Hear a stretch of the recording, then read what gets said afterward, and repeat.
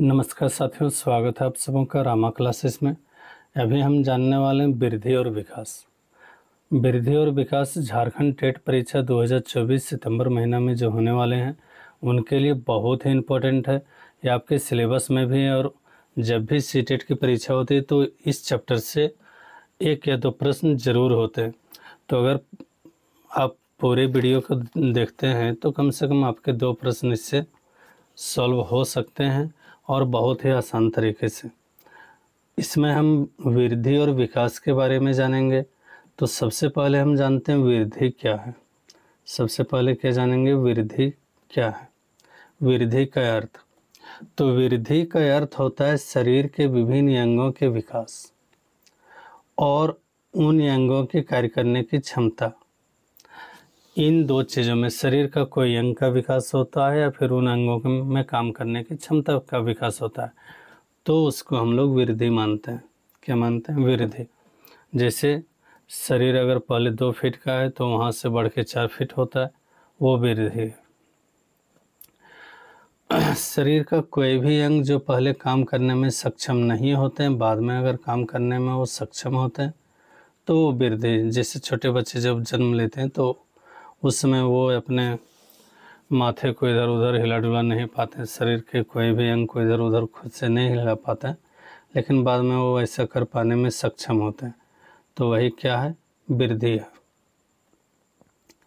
व्यक्ति के इन शारीरिक अंगों के विकास के परिणाम स्वरूप उसका व्यवहार किसी न किसी रूप में प्रभावित होता है और इस प्रभाव के परिणाम स्वरूप ही उस व्यक्ति के अंगों में परिवर्तन होता है।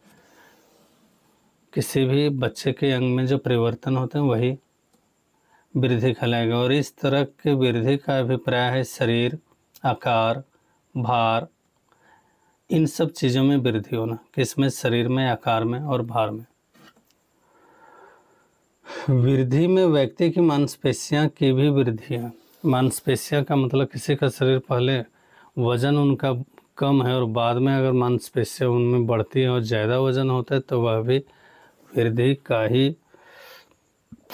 तात्पर्य है, उसका भी मतलब वृद्धि है।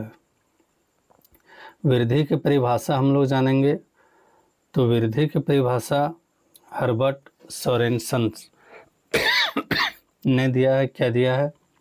बड़ा और भारी होना। बड़ा और भारी होना बताया है किसने? हर्बर्ट सोरेनसन ने। शारीरिक वृद्धि को बड़ा या भारी होना बताया है, जो वृद्धि और परिवर्तनों की ओर संकेत करते हैं। शरीर में किसी भी प्रकार के परिवर्तन होते हैं तो वृद्धि है। शरीर में किसी भी प्रकार के परिवर्तन होते हैं तो वो क्या है? वृद्धि है। जैसे किसी के शरीर में जब वो बाल्यावस्था से किशोरावस्था में जाते हैं तो उनके शरीर में बाल आना शुरू होते हैं, फेस पर, जिसको हम लोग दाढ़ी या मूंछ सब कहते हैं, वह भी किसका अंग है? वृद्धि का अंग है। एच.डी. मेरिडिथ के अनुसार वृद्धि और विकास का पहला प्रमाण अगर देखें तो मानव के आकार में परिवर्तन आना। तो मानव के आकार में परिवर्तन आना वह भी वृद्धि है। दूसरा, संख्या, अगर संख्या में परिवर्तन होता है तब भी। तीसरा, 2 कोशिकाओं के मिलने से कई कोशिकाओं वाला मानव जन्म लेता है। और चौथा, मानव की हड्डियों में परिवर्तन। आप लोग जान रहे होंगे जब बच्चे होते हैं उस समय जो है मानव में हड्डियों की संख्या ज़्यादा होती है, लेकिन जैसे जैसे वो बड़े हो जाते हैं तो उनके शरीर में हड्डियों की संख्या कम होती है।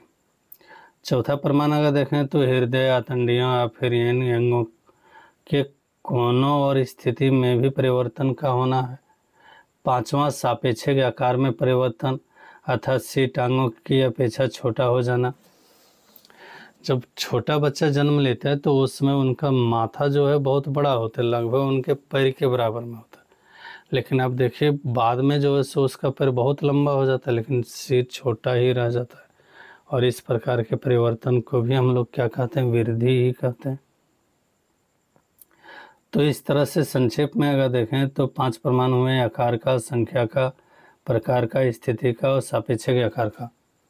जैसा कि हमें मालूम है कि मानव की विधि निषेचित अंड से विभाजन के परिणाम स्वरूप होता है। आप लोग जान रहे हैं, साइंस में भी पढ़े होंगे कि निषेचित अंड के का विभाजन के परिणाम स्वरूप ही मानव की वृद्धि होती है। भ्रूण बनता है, फिर उसमें कोशिकाएं बनती है, सबसे पहले भ्रूण फिर उसमें कोशिका, और इस तरह से मानव के शरीर का वृद्धि होता है। वृद्धि तथा शारीरिक वृद्धि निरंतर नहीं होती। एक चीज़ और बार बार परीक्षा में पूछा जाता है कि क्या जो वृद्धि है या शारीरिक वृद्धि है वो निरंतर होगी। निरंतर का मतलब हमेशा के लिए होगी, तो वैसा नहीं है। और इसकी गति भी एक जैसी नहीं होती। एक तो ये लगातार नहीं होता है, दूसरा गति भी एक जैसी नहीं होती। मतलब बचपन में हम बहुत तेज़ी से वृद्धि करेंगे, लेकिन बाद में वृद्धि में जो है सो कमी आ जाएगी। हो सकता है उसमें कुछ अलग अलग प्रकार के परिवर्तन हो। किसी विशेष समय तक ही वृद्धि होती है और उसके पश्चात यह वृद्धि रुक जाती है। वृद्धि एक विशेष पद्धति पर तथा आंतरिक रूप से होती है। शिशु काल में वृद्धि की गति बहुत तेज़ी से होती है, लेकिन बाद में यह धीमा हो जाता है। वृद्धि वंशानुक्रम के वातावरण की अंतःक्रिया से भी होती है। मतलब जिस प्रकार के वंश हमारे होंगे या फिर वातावरण हमको जिस प्रकार का मिलेगा, उसी प्रकार की उसके अंतःक्रिया से हमारी वृद्धि भी प्रभावित होगी। फ्रैंक क्या बोल रहे हैं इसके परिभाषा में, शरीर के किसी विशेष पक्ष में जो परिवर्तन आता है उसे वृद्धि कहते हैं। फ्रैंक के अनुसार क्या है, शरीर के किसी विशेष पक्ष में जो परिवर्तन आता है उसे को क्या कहेंगे, वृद्धि कहेंगे। तो इससे हम लोग अब स्पष्ट कर सकते हैं, क्या कर सकते हैं, वृद्धि प्रमुख रूप से क्या है। तो वृद्धि व्यक्ति बड़ा और भारी होता है। वृद्धि से क्या होता है, व्यक्ति जो है बड़ा होगा और भारी होगा। वृद्धि को मात्रा के रूप में माना जा सकता है। मात्रा के रूप में इसका मतलब है बचपन में वो 3 किलो जब जन्म लिया उसमें, फिर 5 किलो, फिर 7 किलो, फिर 10 किलो, फिर 20 किलो उसका वजन बढ़ रहा है। ये हो गया मात्रा में। यहाँ पर वृद्धि में यह भी शुरू में दांतों की संख्या 0 होती है, लेकिन फिर उसमें दांत आते हैं, ज़्यादा भी आते हैं, कम भी आते हैं। इसका मतलब है पहले कुछ ज़्यादा दांत हुए, फिर उसमें टूटे, फिर नए जन्म लिए और अंत में उसके पास 32 दांत होते हैं। यह हो गया मात्रा के रूप में। वृद्धि की समान पद्धति होती है, न कि अलग अलग व्यक्तियों में अलग। इसका समान पद्धति ये है कि अलग अलग व्यक्तियों में अलग अलग प्रकार से होंगे, लेकिन वृद्धि होगी। वृद्धि निषेचित अंड के विभाजन के परिणाम स्वरूप होती है और वृद्धि निरंतर नहीं होती। निरंतर का मतलब हमेशा के लिए नहीं होती। एक समय में वृद्धि जाके रुक जाएगी और फिर वृद्धि होगी नहीं। वृद्धि की गति एक समान भी नहीं होती। एक समान का मतलब बचपन में बहुत तेज़ी से, लेकिन बाद में जो है सो बहुत धीमा हो जाता है और अंत में रुक जाता है। तो इसके गति में परिवर्तन आते हैं। अगला, वृद्धि एक विशेष समय तक होती है और फिर बाद में रुक जाती है। जैसे हम पहले बोले बचपन में किशोरावस्था तक, और फिर उसके बाद कुछ और समय तक वृद्धि हो, लेकिन उसके बाद वह रुक जाती है, फिर होती नहीं। वृद्धि आंतरिक रूप से भी होती है। आंतरिक रूप का मतलब हमारे शरीर के अंदर भी वृद्धि हो सकती है। स्त्रियों में पुरुषों की तुलना में तीव्र वृद्धि होती है। इसका मतलब है स्त्री जो है पुरुष की तुलना में ज़्यादा तेज़ी से वृद्धि करेंगे। वृद्धि वंशानुक्रम और वातावरण की अंतःक्रिया से भी होती है। मतलब वंशानुक्रम और वातावरण के प्रभाव से भी वृद्धि होती है। शिशु काल में वृद्धि बहुत तेज़ी से होगी, लेकिन बाद में यह धीमा हो जाएगी। शारीरिक और मानसिक वृद्धि का आपस में गहरा संबंध होता है। मतलब जिस प्रकार से आपका शारीरिक वृद्धि होगा उसी प्रकार से आपका मानसिक वृद्धि भी होगा। ऐसा नहीं कि शारीरिक एकदम शरीर हमारा बहुत छोटा सा रह गया और मानसिक हम बहुत तेज़ हो गए, वैसा कुछ नहीं होगा। तो इन दोनों के बीच में आपसे गहरा संबंध होगा। जब कद में वृद्धि होगी तो भार कम हो जाता है। कद में वृद्धि होती है तो भार कम हो जाता है। इसका मतलब है जब कद आपका बढ़ेगा तो तुलनात्मक रूप से, ऐसा नहीं कि हम 5 किलो पहले थे और अब 5 फीट हुए तब जो है सो हम 3 किलो हो गए, ऐसा नहीं है। लेकिन तुलनात्मक स्थिति से आपका भार कम होता है। कब? जब आपके कद में वृद्धि होती है। स्वास्थ्य और भोजन शारीरिक और मानसिक वृद्धि को प्रभावित करते हैं। क्या क्या प्रभावित करेंगे? तो स्वास्थ्य और भोजन, ये दोनों किसको प्रभावित करेंगे? शारीरिक और मानसिक वृद्धि को। मतलब हमारा शरीर किस प्रकार से ग्रोथ कर रहा है, इसके लिए ज़रूरी हो जाता है स्वास्थ्य और भोजन। अगर कोई व्यक्ति हमेशा बीमार रह रहा है तो ऐसा नहीं कि उनका शरीर बहुत अच्छा जो है सो वृद्धि कर पाएगा। शारीरिक विधि को देखना मानसिक विधि के अपेक्षा सरल होता है। शारीरिक विधि को हम देख सकते हैं, आसानी से देख सकते हैं, लेकिन मानसिक विधि को हम आसानी से देख नहीं सकते हैं। तो ये हो गया वृद्धि के बारे में। अब हम जानेंगे विकास के बारे में। विकास का मतलब है परिवर्तनों की ओर संकेत। परिवर्तन मतलब उन्नति से संबंधित जो भी परिवर्तन आते हैं उसी को हम लोग विकास मानते हैं। और परिपक्वता की ओर अग्रसर है। मानव के आकार और उसकी रचना में गुणात्मक और मात्रात्मक परिवर्तन के कारण उसके कार्य संबंधी सुधार आते हैं। मतलब विकास से क्या होता है, उनके कार्य संबंधी सुधार आते हैं। अतः विकास परिपक्वता का ही एक प्रक्रिया है। विकास जो है किसकी प्रक्रिया है? परिपक्वता। किसी भी व्यक्ति में जो परिपक्वता आती है उसको भी हम लोग विकास कर सकते हैं। परिपक्वता का मतलब शुरू में कोई भी बच्चे किसी भी चीज़ को देखते हैं, उनको छूने का प्रयास करते हैं लेकिन छू नहीं पाते हैं, और फिर पकड़ने का प्रयास करते हैं, पकड़ नहीं पाते हैं। लेकिन धीरे धीरे उसमें जो है परिपक्वता आती है और वो आसानी से छू सकते हैं, आसानी से पकड़ सकते हैं।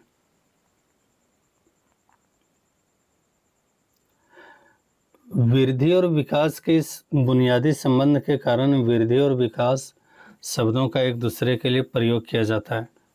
वृद्धि और विकास ये दोनों एक दूसरे पर निर्भर भी करता है, और जब निर्भर करता है तो इसके लिए ये दोनों को साथ में प्रयोग करते हैं। परिभाषा देखते हैं इसका। जर्सील्ड, टेलफोर्ड और सॉरी के अनुसार क्या है परिभाषा? विकास का अर्थ उन जटिल प्रक्रियाओं का समूह है जिनसे निषेचित अंड से एक परिपक्व व्यक्ति का उदय होता है। मतलब जो पहले अंडा होता है, निषेचित अंडा होता है, वहाँ से परिपक्व व्यक्ति जो बनते हैं उसी को हम लोग विकास कहते हैं। हरलोक क्या बोल रहे हैं? हरलोक के अनुसार विकास परतों की विधि तक ही सीमित नहीं बल्कि यह परिपक्वता का लक्ष्य की ओर परिपक्वता की एक प्रगतिशील श्रृंखला है। मतलब परिपक्वता की ओर जाने के लिए परिवर्तन का एक प्रगतिशील श्रृंखला हमेशा प्रगति होता है, और ये एक श्रृंखला में होती है, ऐसा नहीं कि अचानक हो जाएगी। हरलोक के अनुसार क्या है? विकास के परिणाम स्वरूप व्यक्ति में नई विशेषताओं और नई योग्यताओं का उदय होता है, और उसी को हम लोग क्या कहेंगे? विकास कहेंगे। अगर किसी के फलस्वरूप व्यक्ति में नई विशेषता और नई योग्यता का उदय होता है तो उसको हम विकास कहते हैं। वृद्धि की भांति विकास भी अपनी विशेष प्रकृति की होती है। विकास की भी अपनी एक निश्चित पद्धति होती है। मतलब विकास का भी एक निश्चित पद्धति है, सदा सामान्य से विशिष्ट दिशा की ओर होता है। सामान्य से विशिष्ट दिशा का मतलब है किसी भी प्रकार के कलाकार को देखिए या फिर स्टूडेंट को देखिए, जब हम शुरू में उनको कोई भी अक्षर लिखने के लिए देते हैं तो बहुत सुंदर तरीके से नहीं लिख पाते हैं, बहुत ही टेढ़ा मेढ़ा लिखते हैं, लेकिन बाद में वही अपने अक्षर को सुधार सकते हैं। और ये हो गया सामान्य से विशिष्ट दिशा की ओर। मतलब अगर कोई कारपेंटर है तो लकड़ी सबसे पहले जो है सो उनको बहुत अच्छे से कोई डिज़ाइन बनाने के लिए अगर बोलेंगे तो वो नहीं बना पाएंगे, वो थोड़ा इधर उधर कर देंगे। लेकिन बाद में क्या है, उसमें एक विशिष्ट दिशा आ जाएगी और उसके कारण वो फिर एक अच्छे डिज़ाइन बना सकते हैं। उसी प्रकार से पेंटर ये सब जो होता है, अगर हम लोग को जो कभी पेंटिंग किए नहीं उनको अगर किसी भी प्रकार का पेंटिंग करने के लिए कह दिया जाए तो ना कर पाएंगे, और फिर अगर करेंगे तो बहुत अच्छा नहीं होगा। लेकिन वही अगर हम लगातार प्रयास कर रहे हैं तो उसमें एक विशिष्ट दिशा होगी और उसके कारण हम फिर इसको आसानी से कर सकते हैं। तो वृद्धि की तरफ विकास रुकता नहीं। यहाँ पर एक चीज़ और है, आप लोगों ने जाना वृद्धि रुक जाती है लेकिन विकास कभी नहीं रुकता। ये जन्म से लेकर मृत्यु तक चलता है। कब से कब तक? जन्म से लेकर मृत्यु तक चलता है। क्या चलता है? विकास। वास्तव में विकास का शब्द का प्रयोग सभी प्रकार के परिवर्तनों के लिए प्रयोग होता है, जैसे कार्य क्षमता, कार्य कुशलता, व्यवहार में प्रगति। इन सब चीज़ों में जो परिवर्तन होता है उसी को हम लोग क्या कहते हैं? विकास कहते हैं। इस दृष्टि से विकास का अर्थ वृद्धि की अपेक्षा व्यापक है, विकास का विस्तृत अर्थ में ही वृद्धि भी शामिल है। देखो, विकास को कभी भी वृद्धि से हम अलग नहीं कर सकते, विकास में वृद्धि भी शामिल है। विकास गुणात्मक परिवर्तन की ओर संकेत करता है। गुणात्मक परिवर्तन, वृद्धि में क्या होता है, मात्रात्मक परिवर्तन होता है, उसमें हम देख सकते हैं पहले 2 किलो वजन था या 5 किलो वजन है, लेकिन इसमें गुणात्मक परिवर्तन हो रहा है। गुणात्मक का मतलब उसके गुण में परिवर्तन हो रहा है। हो सकता है वो पहले बहुत अच्छा नहीं बोल पाते हो, छोटा बच्चा जब बोलता है तो उसमें पा, लेकिन पानी, इसका मतलब अगर पानी पापा से मांग रहे हैं तो पूरा नहीं बोल पाते हैं, बाद में वो कहते हैं पापा पानी दीजिए, लेकिन शुरू में पानी, बस इतना ही कह पाते हैं। तो यहाँ पर जो विकास हो रहा है उसका वो गुणात्मक विकास है। कैसे? गुणात्मक परिवर्तन हो रहा है, और गुणात्मक परिवर्तन को ही हम लोग विकास कहेंगे। ये जो परिवर्तन है, विकास जो है, विभिन्न परिवर्तनों का प्रतिनिधित्व करता है, चाहे वे परिवर्तन सामाजिक परिवर्तन हो, शारीरिक हो या संवेगात्मक। संवेगात्मक का मतलब बुद्धि से है या बौद्धिक, तो संवेगात्मक का मतलब है वो किस प्रकार से सोच रहे हैं, उनके सोचने की शक्ति कैसी है, और फिर बौद्धिक, उनका बौद्धिक स्तर क्या है। ये सारी चीज़ विकास में आते हैं, लेकिन वृद्धि में नहीं आते। वृद्धि में क्या है, शरीर का सिर्फ बढ़ना है, लेकिन विकास में क्या है, उनका जो है सो सामाजिक परिवर्तन हो सकता है, शारीरिक परिवर्तन हो सकता है, संवेगात्मक परिवर्तन हो सकता है, बौद्धिक परिवर्तन हो सकता है। तो इस प्रकार से अगर हम देखें तो विकास की प्रकृति निम्न है। तो विकास की प्रकृति क्या है? सबसे पहले एक निश्चित पद्धति में होता है विकास, सामान्य से विशिष्ट दिशा की ओर होता है। सामान्य से विशिष्ट दिशा का मतलब है पहले हम साधारण तरीके से कोई भी काम करते हैं, लेकिन बाद में स्पष्ट तरीके से करते हैं। जैसे छोटे बच्चे को अगर हम कलम ये सब दे दें पकड़ने के लिए, तो हो सकता है शुरू में पूरा एकदम मुट्ठा बंद करके पकड़े, लेकिन बाद में वो सिर्फ 2 उंगली या 3 उंगली का प्रयोग करके पकड़ के बेहतर तरीके से उससे लिखना सीखता है।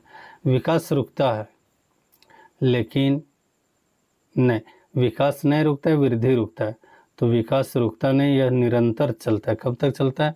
तो जन्म से लेकर मरण तक चलता है। विकास सभी प्रकार के परिवर्तनों का प्रतिनिधित्व करता है। शरीर में अगर किसी भी प्रकार का परिवर्तन हो रहा है, चाहे वो बौद्धिक है, मानसिक है, तो वो किससे संबंधित है? विकास से। विकास का अर्थ है अधिक व्यापक है, मतलब इसका वह छोटा मोटा नहीं, बहुत ज़्यादा है, अधिक व्यापक है। विकास और वृद्धि की प्रक्रियाएं साथ साथ चलती हैं। विकास और वृद्धि की प्रक्रियाएं साथ साथ चलती हैं। विकास गुणात्मक परिवर्तन को संकेत करता है। विकास कैसा संकेत करता है? गुणात्मक परिवर्तन को। और इसी के साथ अभी हम लोग जो जाने विकास, वृद्धि और विकास, इनके अर्थ और परिभाषा जो आपके लिए जेटेट परीक्षा के लिए बहुत ही इम्पोर्टेंट है। उम्मीद है आप सबों के लिए उपयोगी साबित होगा। इसी के साथ आप सबों का बहुत बहुत धन्यवाद।